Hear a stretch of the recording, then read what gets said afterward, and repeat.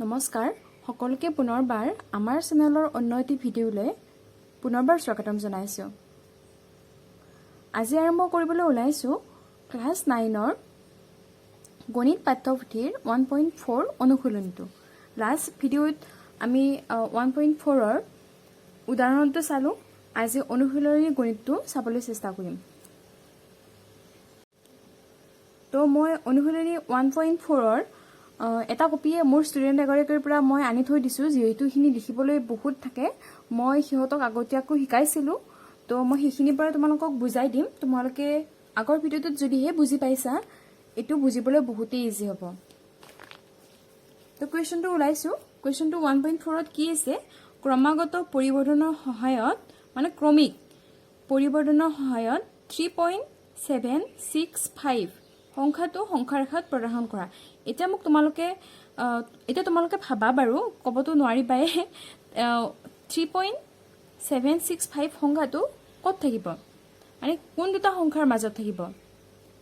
নিশ্চয়কৈ 3 যিহেতু আছে, দশমিকৰ আগত যিহেতু 3 আছে, সেইবাবে 3টো থাকিবই। 3ৰ পিছৰ সংখ্যাটো 4, 3 আৰু 4ৰ মাজত থাকিব। ঠিক সেইদৰে এই সংখ্যাটো চোৱাচোন। নেক্সট কুৱেশ্যনটোত চোৱা। 4.26 বাৰ সংখ্যাটো চতুৰ্থ দশমিক স্থানলৈ সংখ্যাৰ হাত প্ৰদৰ্শন কৰা। অৰ্থাৎ এই সংখ্যাটো আমি লিখি ল'ব লাগিব। ঠিক আছে, একো নাই, মই পিছৰখিনি বুজাই দিম। তো এতিয়া এই সংখ্যাটো কোন দুটা সংখ্যাৰ মাজত থাকিব? এই কথাটো ভাবা সদ্যহতে কি সংখ্যাৰ মাজত থাকিব? যিটো দশমিকৰ আগত 4 আছে, 4 আৰু তাৰপিছত 4ৰ পিছৰ সংখ্যাটো 5, 4 আৰু 5ৰ মাজত থাকিব। এইটো 3 আৰু 4ৰ মাজত থাকিব। এতিয়া চোৱা, এই 1 নম্বৰ কুৱেশ্যনটো চোৱা। সংখ্যাৰ হাত প্ৰদৰ্শন কৰিব দিছে। তো এনচাৰটো হৈছে এইটো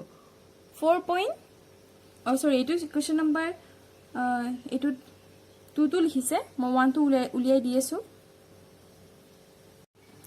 তো কুৱেশ্যন নম্বৰ 1টো এইটোৱে, তোমালোকে চাই লোৱা কি আছে। 3.765 তো লিখিছে প্ৰদত্ত সংখ্যাটো 3 আৰু 4ৰ মাজত আছে। এইটো আমি 1 নম্বৰ লিখি ল'ব লাগিব। দেন আমি সংখ্যাৰ হাতত আঁকিম। আঁকাৰ পিছত আমি 3.7 সংখ্যাটো চাম, যিহেতু 3 দশমিকৰ পিছত কি আছে, 7 আছে। তো সংখ্যাৰ হাতত আঁকি ল'লো। লোৱাৰ পিছত এইটো 3 মই আগত কোৱাৰ নিচিনাকৈ 3 আৰু 4 তো কেইটা ভাগ কৰিছে? 1 2 3 4 5 6 7 8 9 9ডাল আঁচ দিছে মাজত। ভাগ কেইটা হৈছে? 10টা ভাগ হৈছে। ভাগ এইকেইটা গণিব লাগিব। 1 2 3 4 5 6 7 8 9 10 10টা ভাগ হৈছে। দেখা পাইছা নিশ্চয়। তো 3ৰ পিছত কি লিখিছে? 3.1, দেন 3.2, 3.3, 3.4, 3.5, 3.6, 3.7, 3.8, 3.9 এণ্ড লাষ্টত 4। এতিয়া আমাৰ সংখ্যাটো কিহৰ কোন দুটা সংখ্যাৰ মাজত থাকিব? 3.7 আৰু 3.8ৰ মাজত। এতিয়া আমি এইখিনি বহলাই দিম, 3.7 আৰু 3.8। আমি ষ্টাৰ্টিঙত কি লিখিছোঁ? 3.7 আৰু পিছত কি লিখিছোঁ? 3.8। একেই প্ৰচেষ্টাত আগৰ প্ৰচেছটোৱে। তো কেইটা ভাগ কৰিছোঁ? 10টা ভাগ কৰিছোঁ। 3.7ৰ পিছত 3.71, 3.72, 3.73, এনেকৈ আমি কিহলৈকে গৈছোঁ? 3.79লৈকে গৈছোঁ। আৰু লাষ্টৰ সংখ্যাটো কি হৈছে? 3.879ৰ পিছত 80 হয়। আমি 0টো নাম্বাৰটো 3.8 বুজি পাইছা নিশ্চয়। দেন আমাৰ সংখ্যাটোত কি আছিলে? 3.765 আছিলে। 7টো আমি পালোৱে। এতিয়া 6টো চাম ক'ত আছে। এইটো 6, 75ৰ পিছত 76। সংখ্যাটো কি? টোটেল সংখ্যাটো কি আছিলে? 765। এই সংখ্যাটো ক'ত থাকিব? 3.76ৰ পিছত থাকিব আৰু 3.77ৰ মাজত থাকিব, হয়নে? এই দুটা সংখ্যাৰ মাজত থাকিব। সেইবাবে আমি এইখিনি আকৌ ডাঙৰ কৰি দিছোঁ। তো প্ৰথমে সংখ্যাটো কি লিখিছোঁ? এই কাৰ চিন হ'ব? 3.76, লাষ্টত 3.77। আমি এনেকৈ লিখিছোঁ 3.761, 6ৰ পিছত 61, 62, 63, লাষ্টৰ সংখ্যা কেইটা চোৱা। 64, 65, 66, 67, 68, 69। এতিয়া আমাৰ সংখ্যাটো কি দিছিলে? 3.765। তো এইটো এনেকৈ মাৰ্ক কৰি দিবা। দি পেলাই এইটো বিন্দু নাম দিবা, যিকোনো এটা নাম দিবা। আমি যেনিবা পি এ দিলোঁ।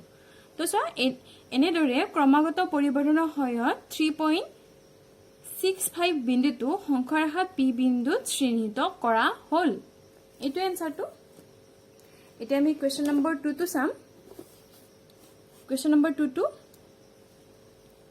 এইটো মই হিহঁতক হোমৱৰ্ক দিছিলো ভালকে কৰি আনিছে তাই যেনিবা আগতে কৰিছিলে চাগে টিউচনৰ ভিতৰতে কিবোৰ্ডতকে তো এইটো মই পঢ়াই দিছো সো কোৱেশ্চনটো কি আছে 4.26 বাৰ সংখ্যাটো চতুৰ্থ দশমিক স্থানলৈ সংখ্যাৰ হাত প্ৰদৰ্শন কৰা তো এই সংখ্যাটো কি হ'ব 4.26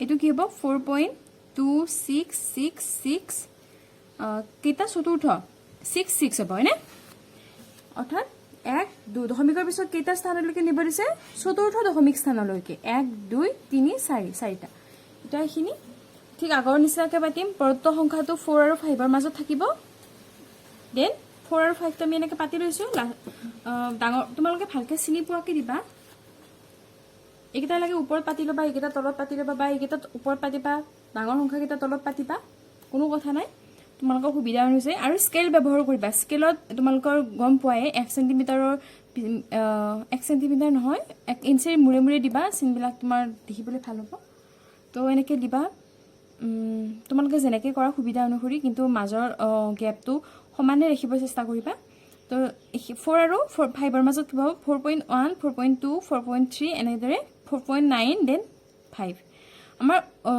সংখ্যাটো কি আছিল 4.26 আছিল হয়নে তো 4.2 আৰু 4.3 ৰ মাজত থাকিব এনেকৈ আকৌ দিলো 4.2 মাজ ডাঙৰ সংখ্যাটো আৰু 4.3 ইয়াৰ মাজত কি থাকিব 4.21 4.22 4.23 এনেকৈ দৰে 4.2 4.29 দেন 4.3 দেখা পাইছা নিশ্চয় দেন আকৌ 4.266 ওলাল আমাৰ তো সংখ্যাটো ক'ৰ মাজত থাকিব 4.26 আৰু 4.27 ৰ মাজত থাকিব এইখিনি আমি আকৌ ডাঙৰকৈ চালো ডাঙৰকৈ চোৱাৰ পিছত সংখ্যাৰ হাতল এনেকৈ পাতিলো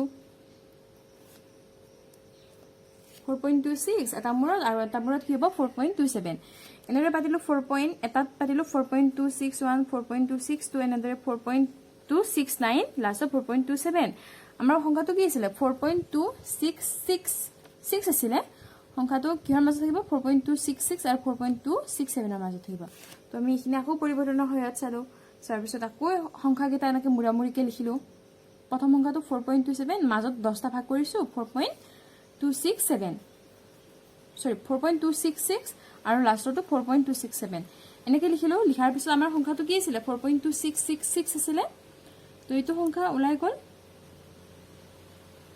সংখ্যাটো ইয়াতো নাম দিছো পি এনেদৰে তলত এটা লাইন লিখি দিব লাগিব এনেদৰে 4.26 বাৰ সংখ্যাটো চতুৰ্থ দশমিক স্থানলৈ সংখ্যাৰ হাত পি বিন্দুৰে শ্ৰেণীত কৰা হ'ল তোমালোকে এই বস্তুবিলাকৰ স্ক্ৰীনশ্বট এটা ৰাখি থৈ দিবা তাৰ পিছত লিখিবলৈ সহজ হ'ব এনেকৈ স্ক্ৰীনশ্বট এটা লিখি এনেকৈ মাৰিবা এটা এইটোত মাৰা এটা আৰু এইটোত এটা স্ক্ৰীনশ্বট মাৰি দিবা তো এনেকৈ লিখিবা যিহেতু এনেকৈ ট্ৰাই কৰিছো বুজাবলৈ কিমান দূৰ বুজি পাইছা এইটো গম পোৱা নাই মই মোৰ ফালৰ পৰা পুৰা মাত্ৰাৰ চেষ্টা কৰিছো যিখিনিয়ে প্ৰাইভেট টিউচনৰ ওচৰত যাব নোৱাৰে সেইখিনি সুবিধা হ'ব বুলিয়ে মই লকডাউনত আৰম্ভ কৰিছো তো তোমালোকে চেনেলটো গ্ৰ' হ'বলৈ সহায় কৰিবা বুলি মোৰ বিশ্বাস আছে তোমালোকৰ ফ্ৰেণ্ড সাৰ্কেলৰ মাজত ভিডিঅ'টো শ্বেয়াৰ কৰিবা জ্ঞান বিলালেহে জ্ঞান বাঢ়ে বুলি কয় যিহেতু তোমালোকে নিশ্চয়কৈ শ্বেয়াৰ কৰি দিলে তোমালোকৰ ফ্ৰেণ্ডছ বিলাকৰো সুবিধা হ'ব বুলি মোৰ এটা আশা আছে আৰু ভিডিঅ'টোত কিবা বুজি নাপালে তলত কমেন্ট বক্সত জনাবলৈ নাপাহৰিবা তো নেক্সট 1.5 অনুশীলনীটো লৈ অন্য এটা ভিডিঅ'ৰ সৈতে পুনৰবাৰ হাজিৰ হ'ম তেতিয়ালৈকে এক সময়ত কৰোনা সময়ত ঘৰতে থাকিবা আৰু সেফ থাকিবা তো আজিলৈকে ভিডিঅ'টো ইমানতে সামৰিছো অন্য এটা ভিডিঅ'ত পুনৰবাৰ লগ হ'ম ভিডিঅ'টো চোৱাৰ বাবে বহুত বহুত ধন্যবাদ